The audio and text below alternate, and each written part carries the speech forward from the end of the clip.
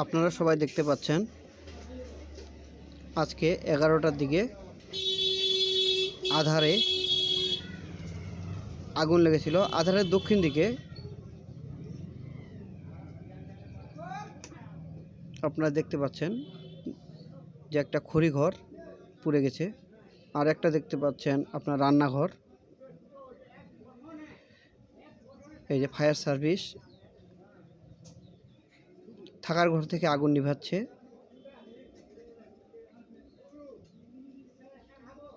আগুনটা থাকার ঘরেও লেগে গেছিল। আমরা দেখতে পাচ্ছি ভিতরে থেকে আগুনটা নিভানো হচ্ছে, আর এখানে এখনো ধোঁয়া বের হচ্ছে। দেখেন, আগুন দেখতে প্রচুর মানুষ এসেছে।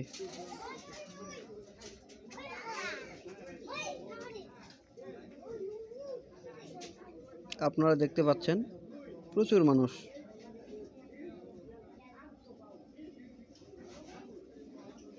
আমরা যতদূর শুনতে পাইছি আগুনটা লেগেছে রান্নাঘর থেকেই।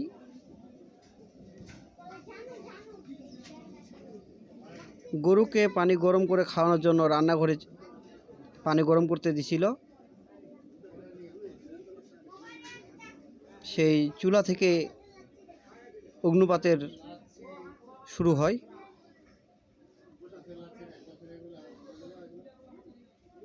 দেখেন টিনগুলো পুরো কীরকমভাবে বাঁকা হয়ে গেছে।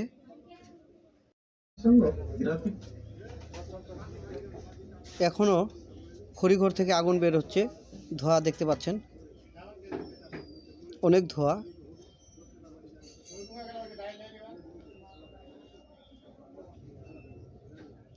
প্রথমে মানুষগুলো তারা নিজেরাই আগুন নেভানোর চেষ্টা করেছে,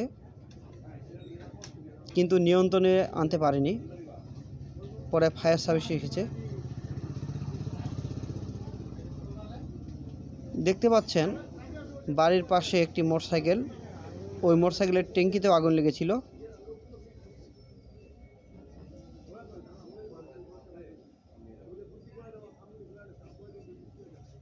এই আগুন লাগাতে মানুষের মনে একটি আতঙ্ক সৃষ্টি হয়েছে।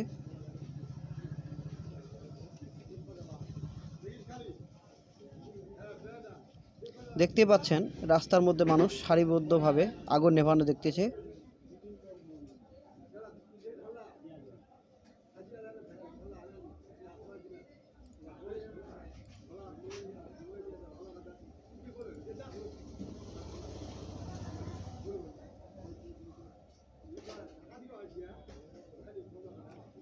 দেখেন আপনারা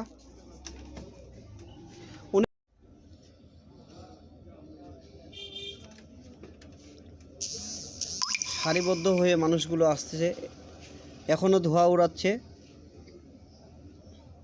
আগুন নেভানোর কাজ চলতেছে।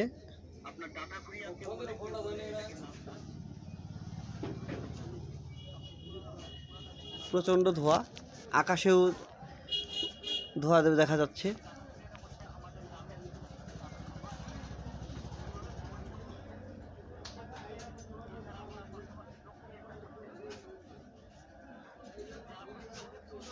দেখেন আপনারা আগুন নেভানোর কাজ চলতেছে।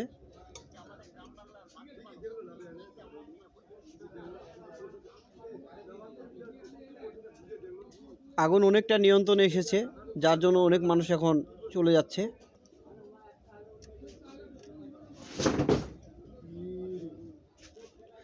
দেখেন দেওয়ালটা অনেকটা পুড়ে গেছে, ভিতর দিক দিয়ে দেখলে বোঝা যাবে। এই যে দেখেন টিনগুলো তো পুরো বাঁকা হয়ে গেছে।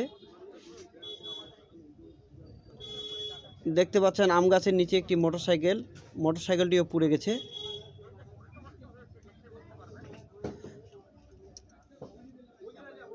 এই যে ফায়ার সার্ভিসের দমকলটা এখানে বসাইছে পুকুরে।